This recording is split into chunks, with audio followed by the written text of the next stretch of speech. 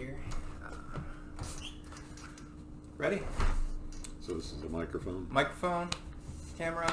Okay. It's the only camera I actually have going. So we have a conversation. Pretty much. Kind of directed toward the camera? Yeah, I mean, just talk. Like, obviously, if this goes well, eventually at some point I'd like to have multiple cameras, over people's shoulders and all that. It's not where we're at. Just right. It's kind of a little bit closer up to sound to be a little bit better. Looking out the window at the corner there. Yeah, this sounds a little better. The video's a little better. Okay. Also, it's not debate style. You can come back at me with like whatever. This is definitely just meant to be a conversation for sure. So I have tough questions, but I don't want it to feel like I'm grilling you. I'm just really curious. Like I think a lot of people don't have their mind made up. You know what I mean? They're just like, you see headlines, but in a little community like this, you don't really get the opportunity to really hear from people. You have a newspaper that comes out twice a week and is very limited in its space. It's shrinking. The most local TV coverage we're usually going to get is out of Flint, and we barely get any out of there. Yeah, we used to get a ton. Every time I had a big case, I'd be interviewed, and now I don't see TV cameras even in the neighborhood ever. Right. So I feel like this is really a good opportunity, for people to hear, and I think people will watch. So, okay. So we'll just get started. Let's see. So, okay. I'm Tim Galbraith. If you don't know who I am, this is my guest today is Judge Konschuh. We're going to have a little conversation. He's on the August 4th primary for 40th Circuit Court, correct? Correct. He's been gracious enough to join me, so I have a lot of questions. Some of them are tough, but I think we're going to have a really good talk, really good back and forth. I do apologize if I kind of jump around a little bit. I'm going to do my best to do this skillfully, but his questions kind of dawn on me or I remember them. I'm just going to shoot them your way. It's a lot better to have a conversation that way. I agree. So this is really an opportunity for both of us, and I've been looking forward to it. So thank you again for joining me. You're welcome. The question I think we should just start with, simply enough, is who is Byron Konschuh? Well, he's a guy that didn't know what he wanted to do in elementary school, high school, or college. When I got done with college, I decided that back in the late 70s we had a little bit of a recession like we went through fairly recently. It wasn't a good job market, so I went to graduate school, got my law degree, also got a master's in business administration, practiced in a small firm for a couple of years, got the opportunity to come up here to Lapeer County to get what I thought was just a couple of years experience doing trials as an assistant prosecutor. Turned into basically I loved it and became a career and moved up the chain to prosecutor. Was elected in 2000. Was in that position for 13 years, which I find, looking at the wall in the prosecutor's office, that I was and am still the longest serving prosecutor in Lapeer County history. 13 years doesn't sound like a long career. No, it sounds like a long time in that position. Apparently prosecutors move on, so that's when I was appointed to the judgeship, and I continued the type of passion that I have for families and for children. So it's kind of worked out well. Even though I didn't have a career path designed, but it worked out.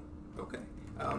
It's funny that you brought up the fact that you were appointed, because I was going to get to that eventually. Governor Snyder actually appointed you, which I guess when a judge retires, that governor appoints kind of like an interim judge until there's another election.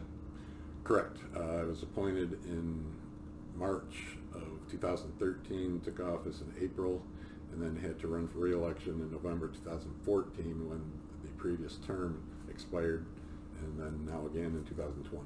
Did you have like a prior relationship with him? Did he kind of base that off your experience as a prosecutor, or did you know him over the years? I did not have any personal contacts with Governor Snyder. I just got as many letters of recommendation as I could, put my resume together, got the writing samples and all the things I required, and went through the interview process. And based upon my credentials and not my contacts, I was appointed. Okay. As I told you before we started recording, I watched the Tea Party forum discussion. So a lot of my questions will kind of follow along that path. One of the things you mentioned, which I found interesting, and I don't know that you're layman, so to speak, is aware of. You said how all judges in the county are cross-jurisdictionalized, right? So Right. you can handle district, circuit, and probate cases. Correct. Can you talk a little bit about what the difference between the three is? Sure. Strictly, a district court judge handles misdemeanor criminal cases, which is anything that carries a maximum penalty of 1 year or less.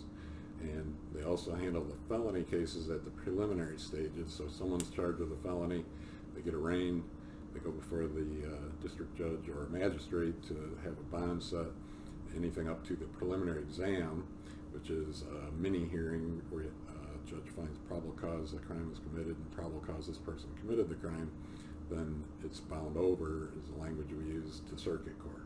So the circuit court has jurisdiction over all felonies. Circuit court has jurisdiction over all civil cases over 25,000. And you mentioned jumping around. Just to compare, the civil cases under 25,000 stay in district court. So the district court judge handles the lower level criminal cases, civil cases under 25,000, landlord-tenant cases, traffic offenses, and those types of things. And the circuit judges handle the felony cases, civil cases over 25,000, divorce cases, and personal protection orders. The probate judge handles primarily juvenile cases, criminal juvenile cases, abuse and neglect, and probate estates. There's a few other categories of law I've probably overlooked, but by cross-jurisdictionalizing, for example, when I first took the bench, I was doing 20% of the criminal in district court, all the civil cases in district court, and also a docket of some of the divorce cases in circuit court, personal protection orders, some abuse and neglect, some adoptions, and now it's shifted to where Judge Holoka is handling, well, he's also handling landlord-tenant. He's now handling landlord-tenant. Justice Scott, the probate judge, is handling the district court civil. Judge Barnard has 100% of the district court criminal. So cross-jurisdictionalized means we can all do probate, we can all do circuit, we can all do district. So, I mean, I guess that would be useful if someone, for whatever reason, couldn't serve, you be able to kind of step right in and fill in the gaps. Any of you guys could sort of cover for one another, so to speak. Right, and so if there's a long-term illness or something, then we can shift the docket around. We shouldn't have to bring in too many visiting judges to cover anything. We used to have 5 judges. We had 2 district, 2 circuit, 1 probate. When the governor at the time examined the courts across the state, a lot of them were downsized. So when Judge Conley retired from district court, that seat became vacant. That's why there was a lot of shifting when he retired, and now we're kind of into a little bit of a rhythm of what we're doing. Yeah, you've all been there for a minute now, haven't you? Yeah.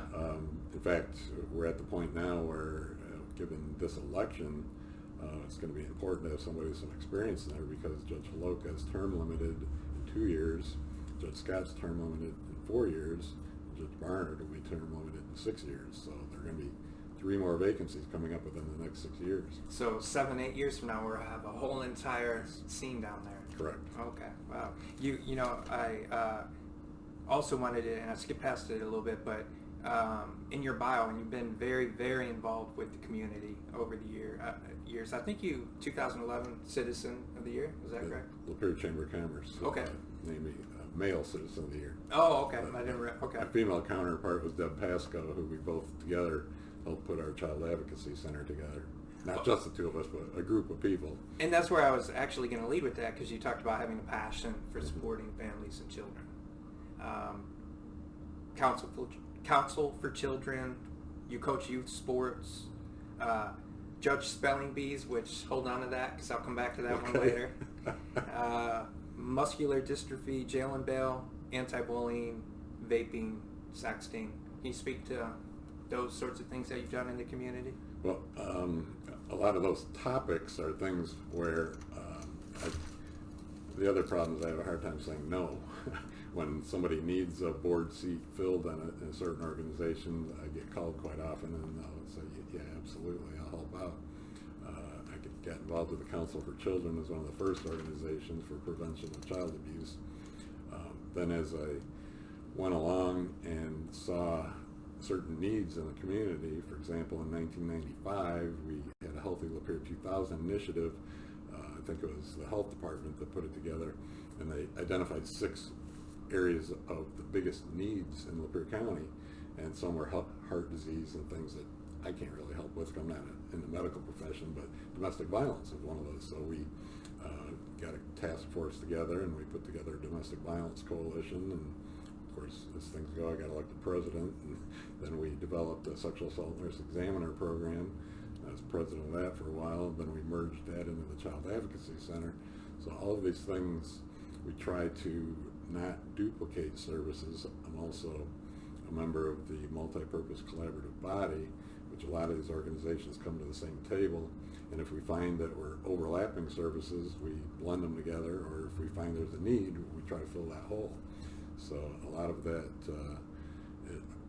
are things that I think dovetail with being a good prosecutor, because if you have strong families, you have support for children, you do anti-bullying programs, you do anti-drug programs, substance abuse, you have strong families, by nature you should have less crime.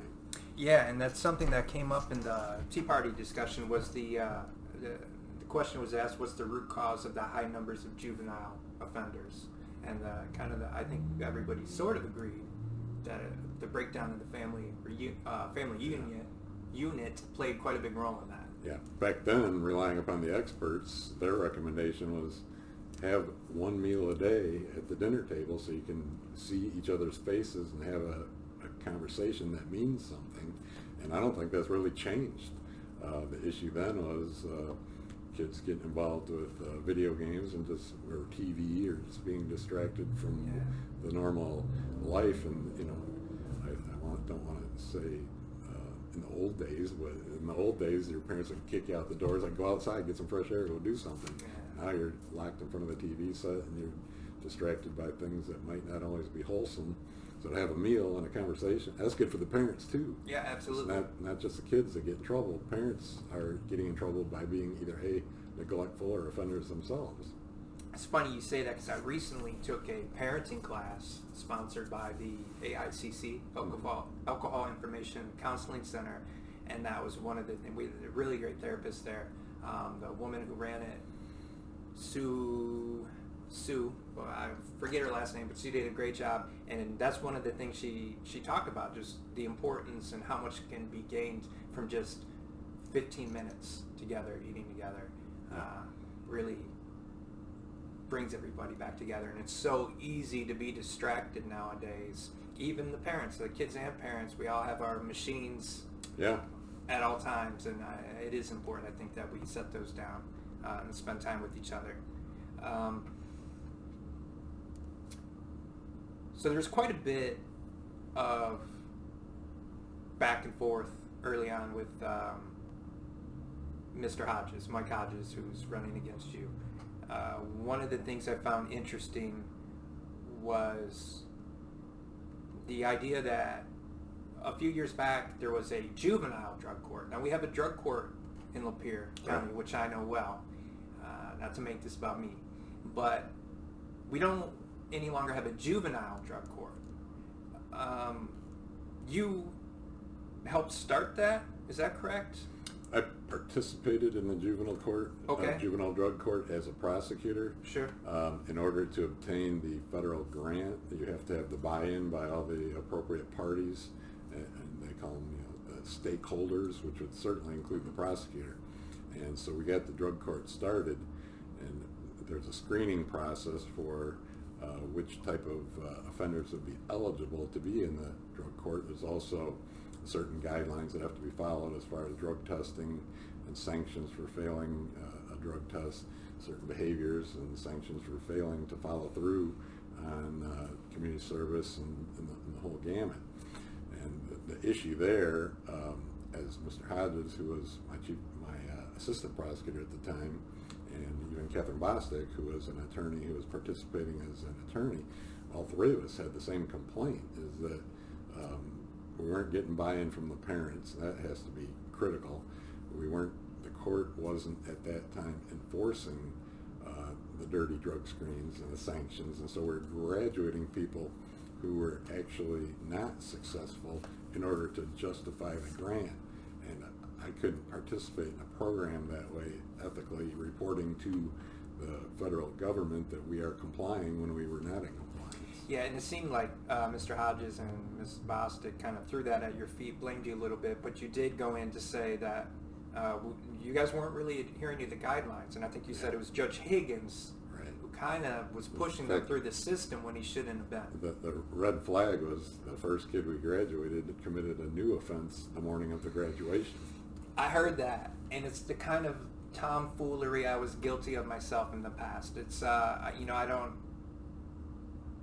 It's a little bit different with juveniles, but as a recovering addict myself, they say that's the definition of insanity, is doing the same thing over and over and expecting different results. And that's sort of easy to look at from the outside, bizarre, asinine behavior that you just got yourself out of a jam and you managed the same day to get yourself back into it, if not a worse one. That's addiction right there summed up. And I'm not saying we couldn't have worked with that juvenile, put him back in the program for a certain period of time, but to graduate him the same day that I'm issuing a new petition on him for stealing, I think I was stealing a camera right in the building. Did they graduate him after the fact? They knew? They knew, and they graduated. And they went through with it anyway. Yeah. Wow. That's when I refused to sign the application. I mean, and we now have all kinds of programs. We don't technically have a juvenile drug court, but I can put juveniles on probation. I can drug screen them. I can put them through intensive probation. I can have intensive home probation. We give them all kinds of community service where they're going to go out with a probation officer and do river cleanups. That should be fun. And those are the things that get them away from video games and get them into a wholesome situation. We have them in the wintertime, they'll be working at soup kitchens, and I'll ask them when they come into court, how does that make you feel? And they go, I feel proud that I actually helped someone in need. Yeah. And I say, well, congratulations, that's a great job. And it might be the first time they get a pat on the back because their parents aren't paying attention. Yeah. Which is why they're in the position they're in the first place. Yeah, it's really, I've been through it. I've been ordered to do community service, and I've served at a soup kitchen locally. And I walked into it with the best attitude that I could have. I was a little salty about it, I admit. But when I walked out of it, I was so grateful that I showed up and did it. And it's funny how that works. And I think that's potentially an especially powerful lesson for a younger person to learn. I'm not court ordered, but I do hundreds of hours of community service every year, and I do it somewhat selfishly because I feel good about it. Yes, it can actually be really fun. So much of life is about who you surround yourself with, whether you're punched in on a clock somewhere or not. And I keep telling the juvenile probation, I want to go out in the kayak and do that river cleanup with you guys someday. Oh man, that's actually, you can sign me up. I'll join you.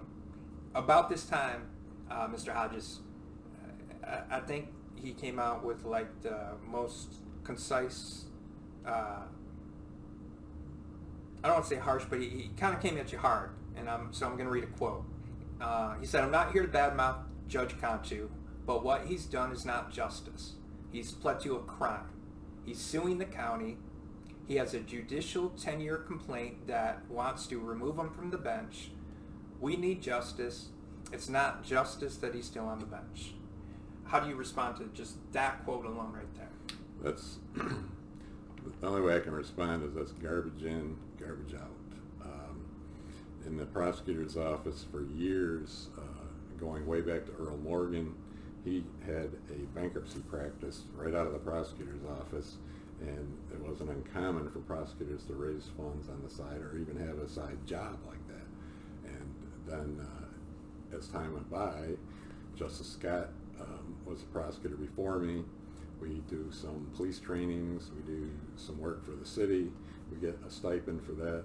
He felt he saw fit to just keep the money. I don't see anything wrong with that. It's not public funds. That was a whole dispute over this. Mike Hodges and Tim Turkelson, his buddy, when they saw that I got the appointment to the bench, I believe just pretended that they didn't know that this is going on. So I'm receiving the stipends for doing the police trainings. I put my social security number on the voucher sheet, and I get compensated for that. And I thought it fair to share it with the office because we all did the trainings. So I'm buying, and he's testified to this under oath, that I bought a dishwasher, bought a coffee maker, bought water, and that's where it gets so silly, these little things for the office. And not only that, but when I receive a stipend over $600 a year, I get $10.99 for it. So I'm paying taxes on it on top of it. So how anybody can argue that's public money, I don't know. But they report it to the state police, and they get a special investigator who is running, a special prosecutor is running for circuit judge in Shiawassee County, wants to put a feather in her cap that she's not afraid of taking down a quote-unquote big fish. She gets into it, finds out based upon her investigation, obviously, that there's nothing there because it's dismissed with prejudice ultimately after charging. Which means it cannot be tried again. It cannot be tried again. And she originally charges me with 5 felonies, and the charges receiving public funds over $50, and so how she comes up with 5 counts, basically charging 1 each year, was kind of silly and overcharging in the first place. But any monies that came in, I spent on the office. So when the criminal case ended, then the Judicial Tenure Commission picked up the complaint, got the same information from the same complainants who were telling them that this is public money, that I kept the money, and the best thing I ever did was save all the receipts. I proved to the special prosecutor that I spent all the money on the office. Then we had a 35 witness, 350 exhibits trial in the Judicial Tenure Commission that began in June of 2019 and ended in September of 2019 with 8 counts. And 7 counts were dismissed by a preponderance of the evidence by an independent master appointed by the Judicial Tenure Commission, who found that the money, it was questionable whether it was public money or the prosecutor's office money, and that I believed it was money that I could use for the office, and that was the key question on the criminal case. You have to A, be public money, B, you have to know it was public money, and C, you have to use it for an improper purpose. Well, I used it for the purposes of the prosecutor's office. The master made that finding that any money raised by the prosecutor's office went back to benefit the prosecutor's office, the staff, police officers, witnesses, victims, and the public in general. And we're talking about $1,800 in controversy over 5 years, so it's a couple $100 a year, and I had spent out of my pocket something like $7,800. So in the criminal case that was dismissed, the judge agreed after mediation, which is unheard of in a criminal case, that you don't do mediation. I mean, you can, I guess, there's no rule for it. The mediator said we need to give the prosecutor something to help her save face. So we gave him this tentative, conditional, no contest plea, with the only agreement being that a passage of time would earn the dismissal. The judge said 90 days, and when she requested restitution, he denied it because he said, clearly all the money went back into the office. There's no restitution here. The county was not out any money. So Mr. Hodges can claim what he wants about pleading to a crime and the county suffered, but the findings by the judge is that no money was missing, the county's not out any money, and by the master of the Judicial Tenure Commission that all the money went back to support the community. There's a couple of questions, and I apologize if you kind of end up repeating. It's convoluted. Yeah, it is. It's complicated. Many tentacles, so it's hard to explain in a nutshell. So we'll dissect it a little more. Sure. I apologize if you That's okay. kind of repeat yourself a little bit, but there's a couple of questions that aren't directly related. Just for anybody who isn't sure exactly what it means, let's clear up a little bit of jargon. For example, what's a preponderance of the evidence actually? All right, that's perfect. That goes back to our discussion of district court, circuit court, and civil cases and criminal cases. In a criminal case, a person, like I was talking about earlier, the preliminary exam, a person's bound over from district court to circuit court by a probable cause standard, which can't be convicted unless a jury finds you guilty beyond reasonable doubt. Those are terms that are hard to explain, but it's a way higher standard. Civil case is a lot of people like to explain preponderance of the evidence as 51%, 49. Okay. So if this master, So like majority in a way. yeah, this master is looking at it, and he said they have not even made the 51%. So he had to dismiss the 7 counts. The 8th one was a collateral issue that came up as a result of all these false allegations against me, and I've been exonerated of everything but one item in the Judicial Tenure Commission, and that is the potential appearance of a conflict between myself and Tim Turkelson, who was still in the position as prosecutor at the time I came back on the bench after all this cleared. Had he been one of your assistants in the past? He had been my chief assistant prosecutor until 2005. And you guys normally have like 4 to 6 assistants, chief prosecutor? Over the years, we had 7 prosecutors. Okay. And come 2009, when I let Mr. Hodges go so I could make budget cuts, and at that time, we had a total of 6, a prosecutor and 5 prosecutors, or 5 assistants. Well, typically it was 7 and 6, or I'm sorry, 6 and 1, so we had a total of 7. Now, I'm not sure where they're at. They're either at 5 or 6 prosecutors because budgets are tight again. Everywhere. And so that's where we're at this point. And so, forgot my train of thought. Another word you used, which I was curious about, was you talked about mediation and how it was unusual in your case. Can you elaborate a little bit on what you meant by that? Yeah, typically in a criminal case, you go from district court, you do the preliminary exam, you go to circuit court, and you can have negotiations, Okay. and you can have a pretrial settlement conference and generally a trial. Civil case, in divorce cases or civil cases, typically there's a complaint, there's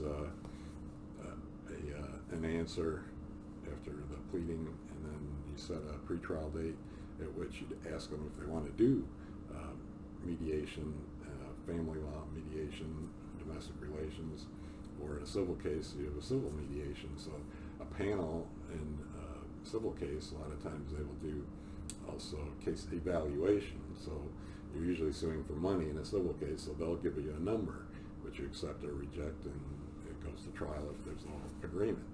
So in civil cases, it's pretty common to have mediation. In criminal cases, almost unheard of. So it's kind of like negotiating a plea. Right, and you have someone in the middle saying, you know, here's what I'm hearing, your strengths and weaknesses, and I don't have the authority of a judge, but here's what I would recommend.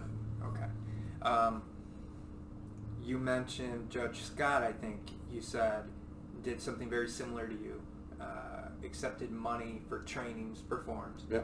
Which totally legitimate side work. Yeah.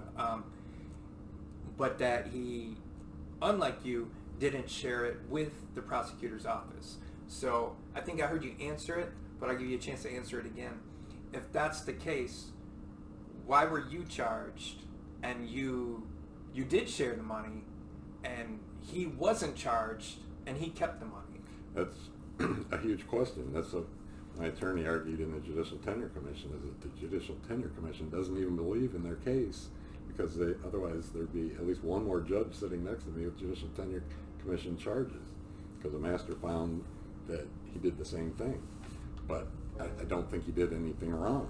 That we are allowed to do wills on the side and do side work, and so if we decide to put on the training or want to, and another category of funds, a small amount of funds that came in, is when we did pre-trials for the city attorney, who was a one-man outfit. If he had a conflict, he'd have us cover a pre-trial, he'd pay us a stipend, and Justice, as far as I know, got the money, because I was his chief assistant the whole time, and I didn't receive any stipends even though I was doing the same work.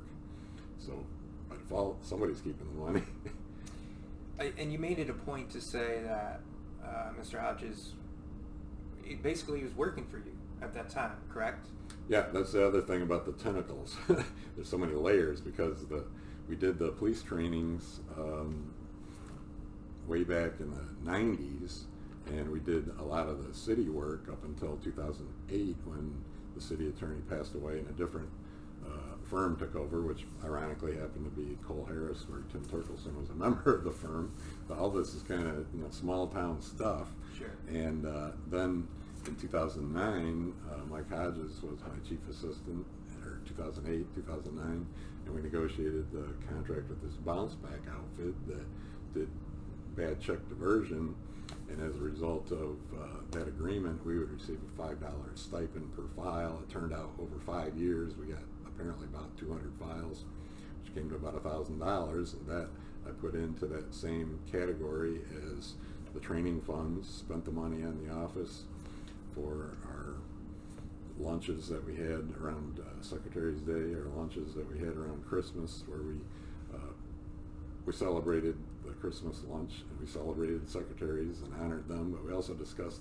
And that's where the term donut gate came from, right? Yeah, and we also discussed things, the operation of the office, and the master found that was appropriate, morale building type of expense. Not to mention, you got to get past the first hurdle of was it county money or not. And I didn't believe it was, and I still believe to this day, based upon the legal interpretation and the fact that I have a master's degree in business administration, I have an idea of where that definition lies, and it wasn't public money, but I'd spent it on the office anyway. So, if you could do that over again, would you do anything differently, and if so, what? I've been asked that a million times, and I don't think I did anything wrong. I don't think Justice Scott did anything wrong, and I think confronted with the same stipend that comes in under the same conditions, I would still buy the coffee and donuts and supply those types of things for our witnesses, victims, and police officers who come to our office. And we don't have a budget for that at the county. We don't have those types of things. Although my wife, who always bought coffee because I put it on the grocery list, would ask me, why isn't the county buying the coffee for the police officers that come in and drink the coffee, the witnesses that show up? I said, they don't have it in their budget, so we're buying the coffee. Could you have accounted for it differently? Like, is all this just never become an issue if you deposit it into a different bank account? Do you have accounts that, I mean, there certainly must be some kind of allowance from the county for you to run an office. None whatsoever. Nothing. You're elected as a prosecutor. You're constitutionally elected to office. You don't have a petty cash fund. You don't have anything. The county administration and the Board of Commissioners hold the purse strings. So a citizen pays their property taxes. The money goes into the county. The county says, Mr. Prosecutor, you get X number of dollars to run your office, period. And so if there's no coffee fund, you get your own. Then Mrs. Konschuh buys it. And we have little trainings, and we did a little bit of side work. We got a stipend, and that's what the money went to. And I think people in the private system understand that. There's not always a budget for those things, and so people pitch in. Mr. Hodges said, Judge Konschuh is admitted to over 100 ethical violations for not handling that properly. Is that true? That allegation is way misconstrued, because what happened with the one count is the alleged failure to fully disclose the potential conflict between Tim Turkelson and I. When he's still the prosecutor and I'm a judge handling 20% of the criminal cases, I prepared a written notice saying, here's what happened. We have this potential conflict, and if you would like to recuse me, you can. Well, what defendant is going to want to recuse me when the conflict is between the prosecutor and I? It would be his motion, basically, to ask me to be disqualified from a case, and he asked me one time, and I granted it. And then come January of 2017, Mike Sharkey becomes the prosecutor. He was my attorney in the criminal case. Again, small town. And so now I have to put a disclosure on that Mike Sharkey was my attorney throughout this whole thing. And if you, Mr. Defendant, want me to be recused or disqualified and request another judge, you may do so. So I prepared a slightly different written notice, and in discussing the issue with Judge Holoka, the chief judge, the state court administrator's office, I developed a guideline that they instructed me to go ahead and continue to handle the 20% of the criminal cases. Put your notices on the record, but if it comes to a contested hearing where you may have to make a decision where it would be the appearance of a bias or favoritism, you should avoid that. So anybody that got a traffic ticket and they're going to pay $50 fine, $5 judgment fee, I didn't put as much, and I may not even have put a notice on the record because I exercise any bias. It's just a standard ministerial act to impose the same fines and costs for everybody. If it went to a preliminary exam where I had to make a decision and a bind over, I would ask them if they want me to have the other judge assigned, and would do that. Would you ask them directly, or would you kind of do it through their attorney? Oh, it depends if they had an attorney. If they didn't have an attorney, I would ask them directly. You always have, pretty much always have a court-appointed attorney anyway, Yeah. wouldn't you? Yeah, and then there's always a potential bias because it's a small bar association, but half the bar association was either an intern in my office, worked as an assistant prosecutor at one time or another. I've been to attorneys' homes. They've been to my home for a Christmas party, whatnot. So how far does this disclosure thing go when we have about 60 attorneys in Lapeer County and about 30 that practice all the time in the building? We know each other. We know, I don't care who the attorney is. I'm treating each client as fairly as possible. That's all I can promise people, to be fair. That's a strange, and this is a bit of a side topic here. When you go into the Lapeer County Courthouse, you see the room. There's the window in the wall, and you see all the attorneys meeting. Yeah. And it's frankly, a bizarre, unsettling feeling to know that to a large extent they're deciding your fate right before your eyes, and that, yes, they do. They all kind of are networked in. They like all know that. each other. Yes. So then, I wonder, is my fate more a question of my appointed attorney's relationship with the prosecutor than it is any matter of actual law? Yeah, so as a prosecutor, I didn't care who the attorney was. I didn't really care who the defendant was. I look at the facts and the evidence, Okay. try to avoid looking at who the attorney is and looking at who the client is, and treat everybody the same. That's the only way you can really do it. Look at the facts and the evidence. The other issue that became a hot topic is how much in attorney fees I owe Mike Sharkey, and that was an issue because when I put the disclosure on the record when he became the prosecutor in January of 2017, I was taken off of criminal cases completely in July of 2017 and went up in circuit court doing all family divorce cases, divorces with children, PPOs, adoptions, abuse and neglect, and not doing the criminal and civil and district court anymore. And it wasn't until like October of 2017 that I got a bill from him. So I couldn't disclose the amount of the attorney fees. All I could disclose that he was my attorney, that clearly if he's my attorney, I either paid him or owe him fees. So I would think people would know that there's a potential appearance of a conflict there. So the timeline is he represented you In 2014, 15, and 16. and then he became prosecutor. In 2017. And then later in the year, it became public exactly how much money you owed him. I finally got a bill from him. Okay. Because he was being very gracious, knowing I had to spend money on the Judicial Tenure Commission portion of this legal nightmare. And that's where the 100 alleged violations come in, is because I had 150. I guess they went through every single file. They spent the taxpayer dollars to investigate that and find out there was like 150 files that I handled as a district court criminal judge, and most of them were the standard drunk drivings, misdemeanors that all got the same penalty, and not one person ever said I wasn't fair and impartial, even after finding out about the potential conflict if they didn't know about it beforehand. And some of them testified for the JTC, and they were asked, did you get what you deserved? Did you get a fair shake? Oh yeah. Do you want to withdraw your plea and take your deal back? Oh no, I was treated very fairly. So the bottom line is I was fair and impartial to everyone, like I always try to be. You said it was around $400,000, right? The obvious question, was it worth it? That's a lot of money. That's 10 years for somebody like me. It takes me a long time to make Right. that money. That's a lot of money. Well, and that's where the civil suit comes in, and the other allegation that Mike Hodges made that that money's coming out of the taxpayers' pockets, that, I'm painting the picture like I'm this citizen of the year, but I'm reaching around in your pocket taking your money. You have a hearing on the 7th? Yeah. Is that right? What happened in the civil case, there's a motion to dismiss my case and a motion to dismiss the countersuit by the individuals in the county against me. That was dismissed. My case is dismissed. We've appealed, so there's a hearing on the appeal.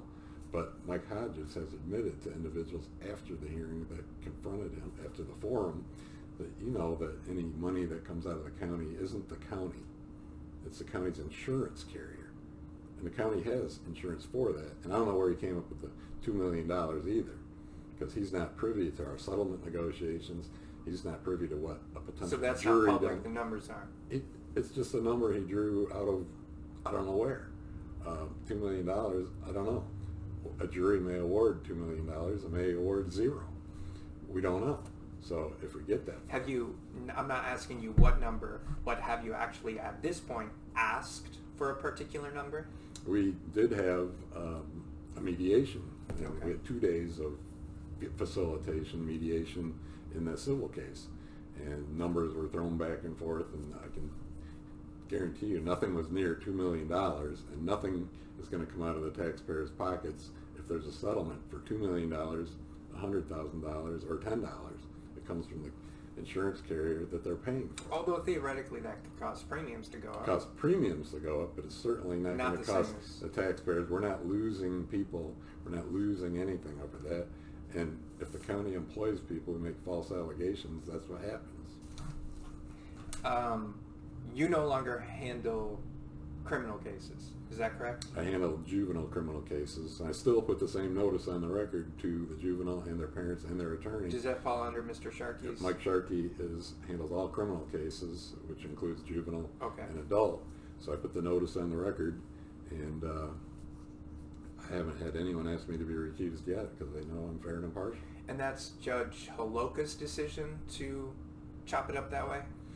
Primarily the chief judge and the court administrator and the other judges have a little bit of input. I mean, obviously the district judge is primarily going to have responsibility in the misdemeanor cases and civil cases in district court. The probate judge, the traditional role is to do the estate work and those kinds of things, and the circuit judges are the civil cases, the over 25,000 divorce cases and felony cases. So it's going to be chopped up that way with some tweaking.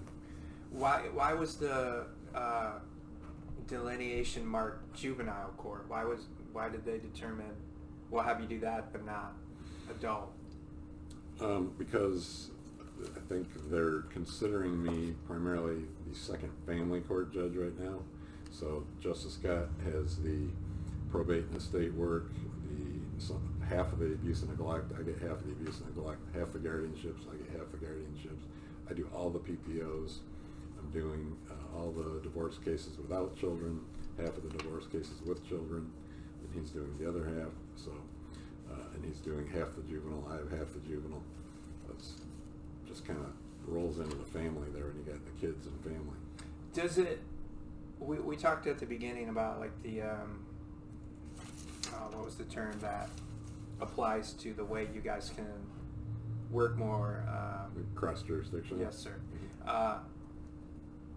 So this kind of takes away from that a little bit, does it not? Like you're not able to be utilized as broadly as maybe you otherwise could be. Should that not be like a concern for voters? Yeah. Well, like I said, even Catherine Bostic has announced that she's running for my seat. That's another potential conflict, and under the rules of professional conduct, she has to give a disclosure to her client. I have to give a disclosure to her and her client. She's running against me and the other parties. Do you think that this is going to be a problem? And so far, she has not decided to ask for me to be recused. She finds that I can be fair and impartial. All her clients so far have agreed that I can be fair and impartial. So if I wanted to handle district court criminal cases or circuit court criminal cases, it would just be a matter of putting that disclosure on the record and getting the waiver. So if people agree that they believe I can be fair and impartial, I can handle any kind of case. We have we're still awaiting a JTC ruling. Is that? Well, there's one issue remaining. They are fully disclosed, those relationships. Right. And so all the significant allegations about the dirty words of embezzlement and all those other things, those are gone because the masters found that they didn't meet their burden by preponderance of the evidence. Now, the JTC disciplinary council attorneys have filed an objection saying that he made an error, but he's the guy selected by them, so I don't know how far that's going to go. So we've answered their objections and outlined all the reasons why his decision was a sound one. And their ruling's supposed to come down by October? That's the oddest thing, when you look at due process, the Judicial Tenure Commission is probably the most painful thing.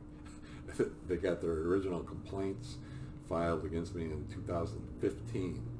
They sent me 6 series of questions, some totaling up to 1,000 questions that I had to answer. And then they finally issued a formal complaint in 2019. We went through a full-blown trial finally, where somebody made a determination independently on the merits and found it not to be proven by preponderance of the evidence. And now they tell me it takes up to 6 months for them to render the decision on what sanction, if any, should be for this failure to fully disclose. To me, it should be more of an educational note saying you should have done this, you should have done that, because the court rule is pretty vague. You're supposed to avoid the appearance of impropriety, avoid a potential conflict of interest. Well, with our small bar, just about every case could involve a potential conflict of interest, because a lot of the attorneys used to work for me, a lot of the attorneys used to work for one of the other judges, and they have personal social relationships. Does it have to be disclosed every time? And if you're a former partner of an attorney, there's a specific rule on that. That's 2 years. You can't hear any cases until there's a 2-year separation period. So we don't know what the rule is exactly. To tie that up and to double back a little bit to Mr. Sharkey, the county press, Mr. Sharkey was elected in 2017, is that correct? He was elected in the November 2016, took office January 1st, 2017. County press says that you encouraged Mr. Sharkey to run for prosecutor and in fact helped him win. That came from Phil Foley in the county press. Is that legitimate and accurate statement?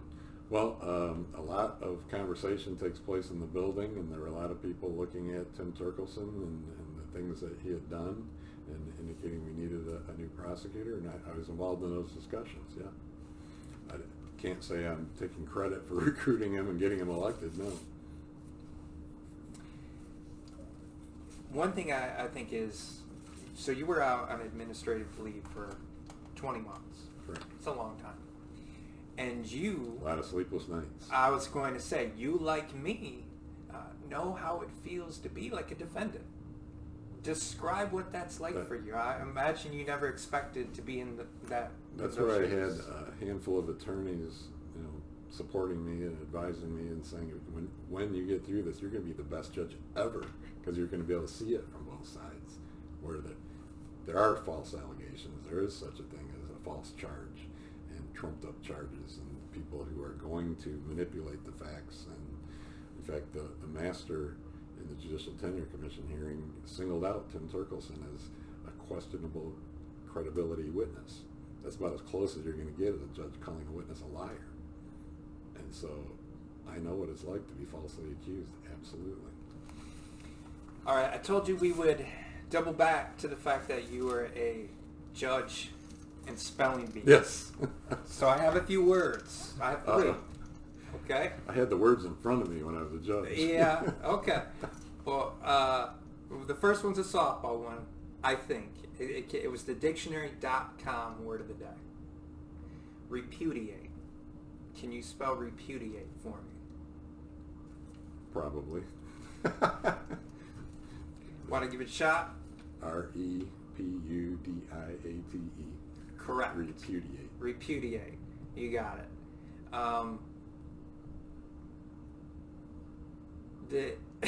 I'll skip to the last one. I looked up different terms that I thought would connect to law. Okay. And so I was looking for one that would be relevant and also maybe tricky. So the last word I'll ask you to spell, if you can, is malfeasance.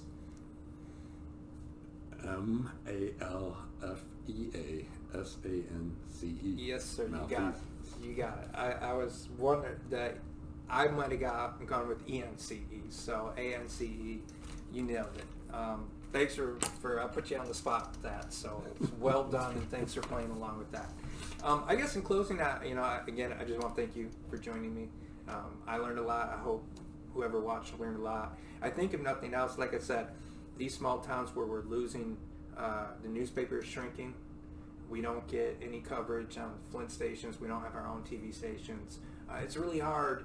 We see headlines, but it's really hard to get to know the people with whom we're going to ultimately have to trust so much.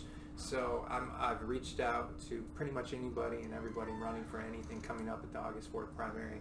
I think it's important that they have opportunities out there like this to kind of give their message, and the community has an opportunity to get to know the person they're voting for, get to really hear them, talk about the issues a little bit. Mm-hmm. I hope maybe there's more forums too in the coming weeks that you're able to.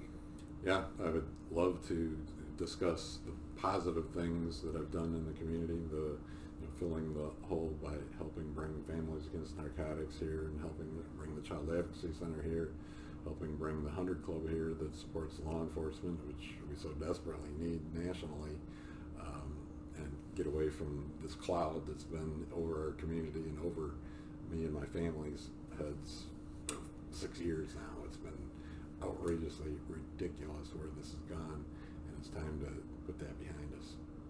Is there any other closing thought you'd like to leave with voters before we wrap up here? The only thing is, I think for this position, we need a judge who has the experience, has weathered those kinds of storms, has the intestinal fortitude to make tough decisions, has the heart in the place for families.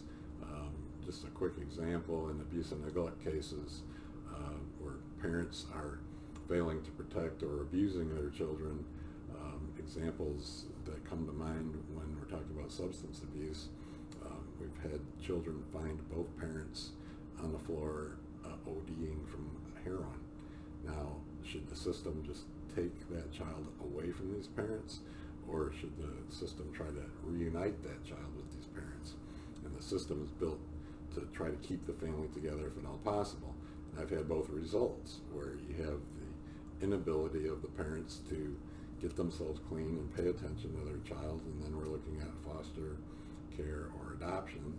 And I've worked with parents where even the caseworker had issues, and their family team meetings, there'd be a blow up. So the caseworker is a good person, but just had a personality conflict with these individuals. So I removed that caseworker, got another caseworker, and they dovetailed perfectly. These people are clean screens for over a year, full-time jobs, working 80 hours every 2 weeks, and it looks like it's going to be a 100% complete success story. But you need to have a judge in those positions that has the years of experience to make those calls for those families and keep the family intact if we can, and make the call where, if it's too dangerous to put the child back in that situation, find a good foster home or an adoptive home. All right, well, thank you very much again for joining me. Thank everybody. I'd like to thank everyone for watching. If you haven't given the hashtag Lapeer Facebook page a like, please do so, because that'll be the way you find out when more interviews come your way. Again, thank you, Judge Konschuh, and good luck. Thank you for having me. It was a pleasure. Thank you. I don't know if we're supposed to shake hands. Yeah, we did. I can always edit that part out.